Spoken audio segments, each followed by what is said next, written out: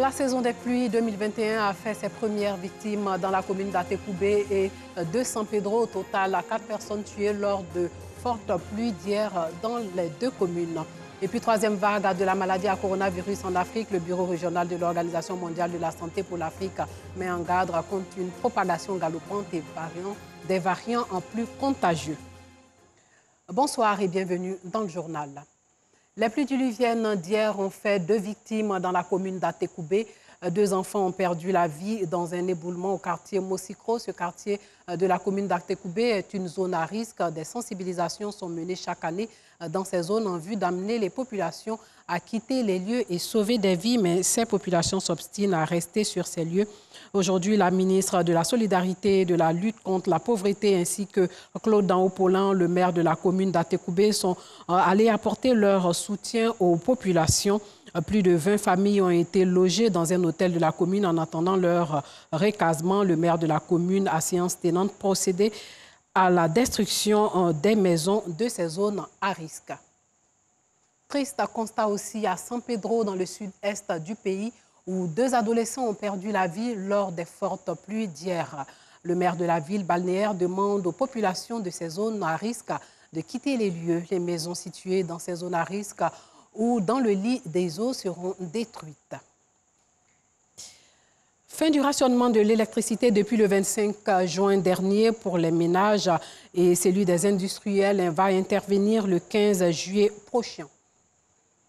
Parlons santé. La Côte d'Ivoire enregistre un gap annuel de 90 000 poches de sang. Le pays devrait collecter 240 000 poches par an, mais il n'en collecte que 150 000. Pour venir à bout de la pénurie de sang, plusieurs associations font des dons de sang. La Jeune Chambre Émeraude n'est pas en marge de cette action de solidarité.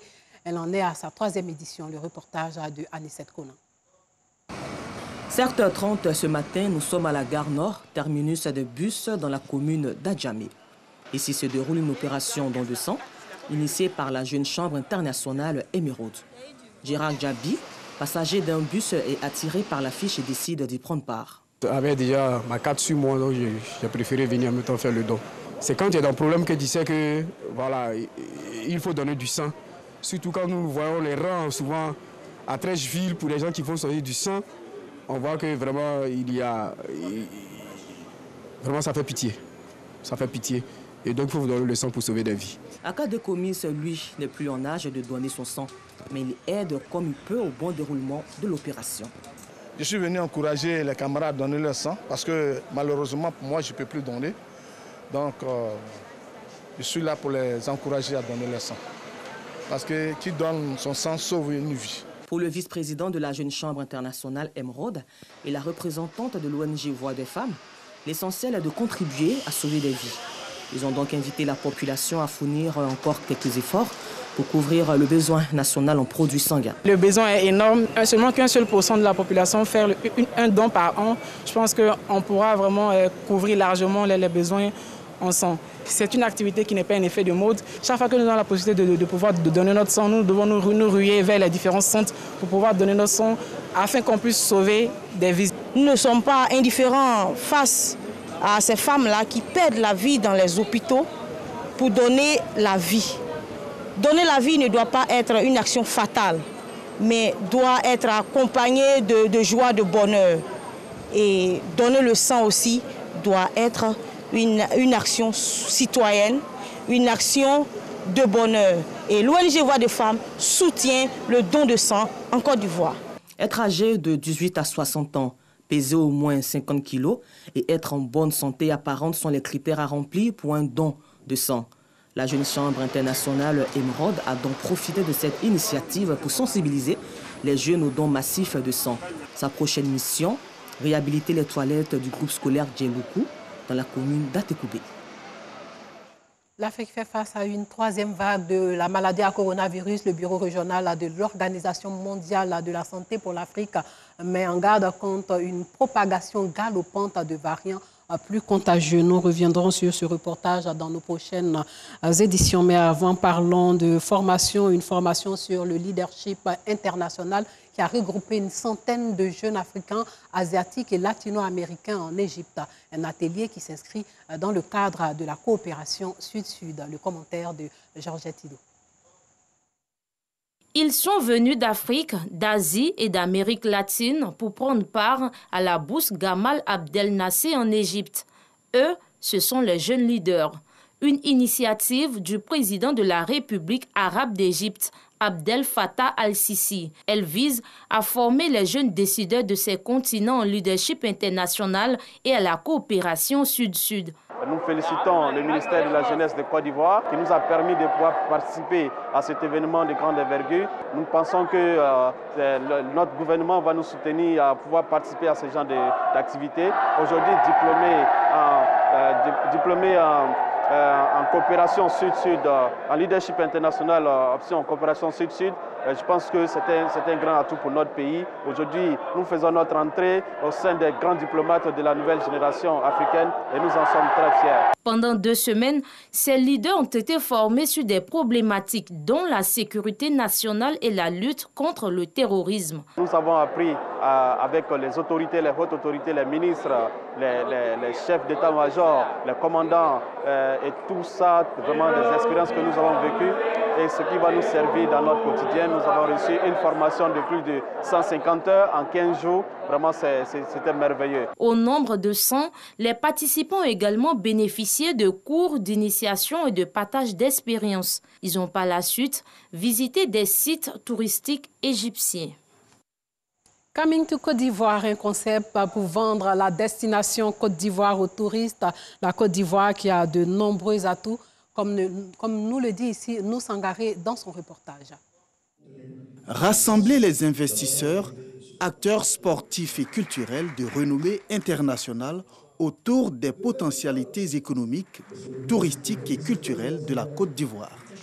C'est tout le sens de Coming to Côte d'Ivoire, un festival qui vise à promouvoir la destination Côte d'Ivoire.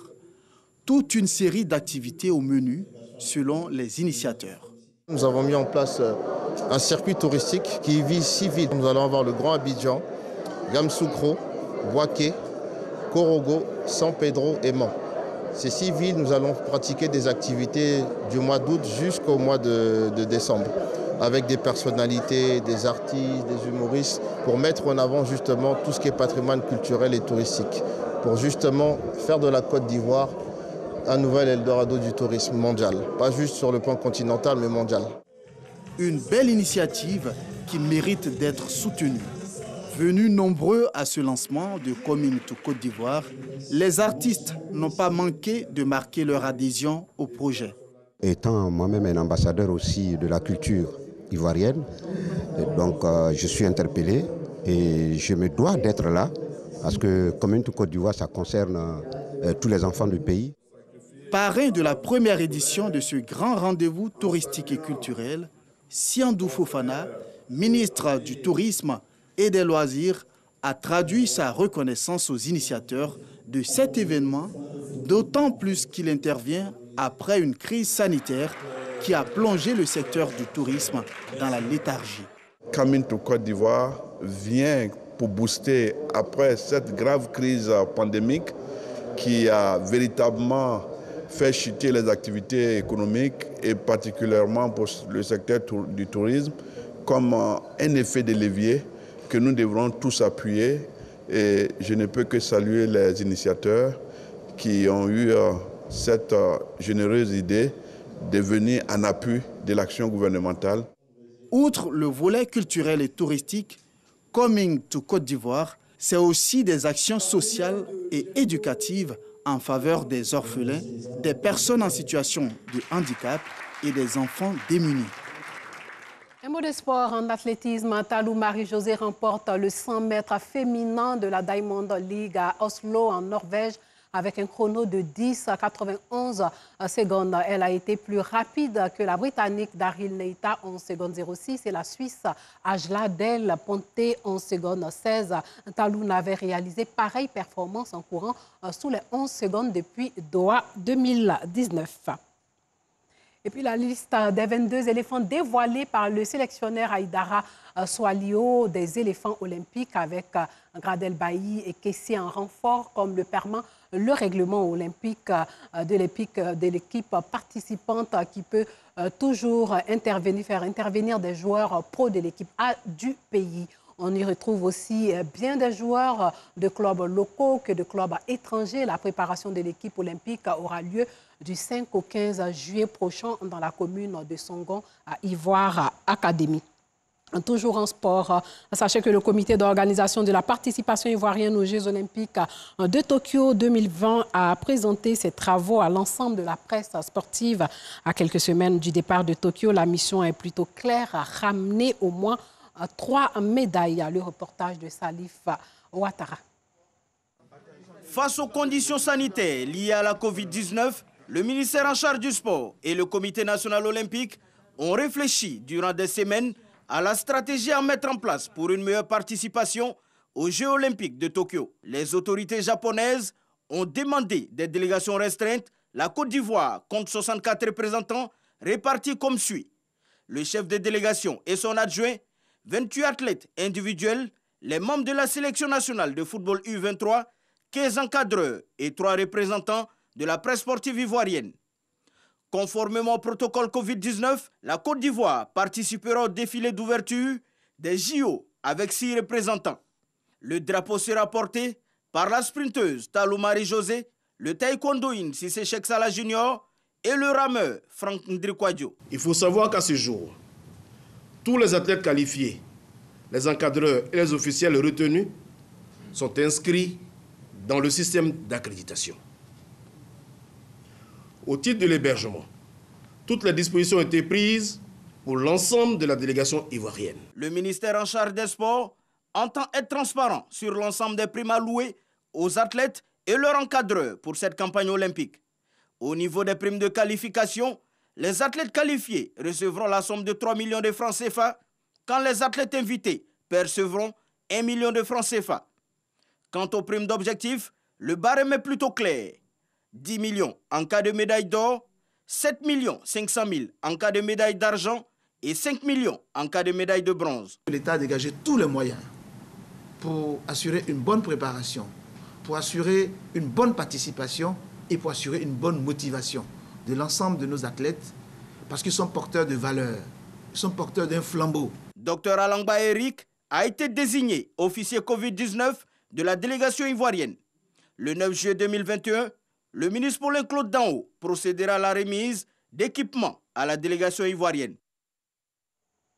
Toujours pour les JO, ils sont américains, mais nageront pour le Cap-Vert aux Jeux olympiques de Tokyo. Ils sont originaires du Massachusetts et ne sont jamais allés au Cap-Vert. Mais Jaila et Troy Pina vont représenter le pays natal de leur maman à ces Jeux olympiques de Tokyo le 23 juillet prochain. Le reportage de l'un de nos confrères de l'AFP commenté par Anicette Conan.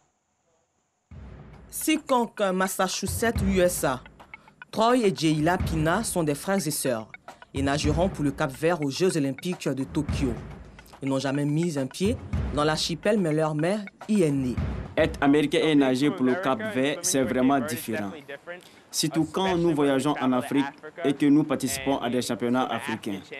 La plupart de ces jeunes sont originaires de leur pays et ils sont nés dans leur pays. Donc pour nous, c'est un peu différent d'être né aux États-Unis.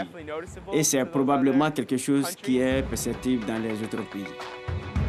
Avant eux, le Cap-Vert n'a jamais eu d'équipe olympique de natation. Ils arriveront donc à Tokyo le 17 juillet, 6 jours avant la cérémonie. La cérémonie d'ouverture aura lieu le 23 juillet à la date exacte de mon anniversaire. Et en 2019 aux Mondiaux, ça tombait aussi le jour de mon anniversaire. J'ai pu faire mon épreuve préférée, le 50 mètres Braz, le jour de mon anniversaire. Et j'ai battu le record de la Nouvelle-Angleterre. C'était génial. Alors j'ai hâte de voir encore à quel point ça va être encore plus amusant le jour de mon anniversaire à Tokyo. C'est comme un immense cadeau d'anniversaire en fait. Avez-vous déjà vu une voiture volante? Non, je ne crois pas. Mais les voitures volantes existent bel et bien. En Slovaquie, une voiture volante effectue son premier vol interurbain. L'engin mi-voiture, mi-avion baptisé Aircar a franchi une étape importante de son développement en effectuant un vol de 35 minutes entre l'aéroport international de Nitra et l'aéroport international de Bratislava. Bratislava, Slovaquie. Vous rêviez d'une voiture volante?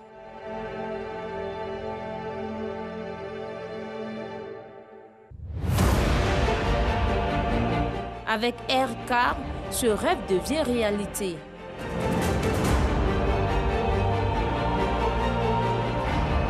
Cet engin mini-voiture, un mini-avion, franchit une étape importante de son développement.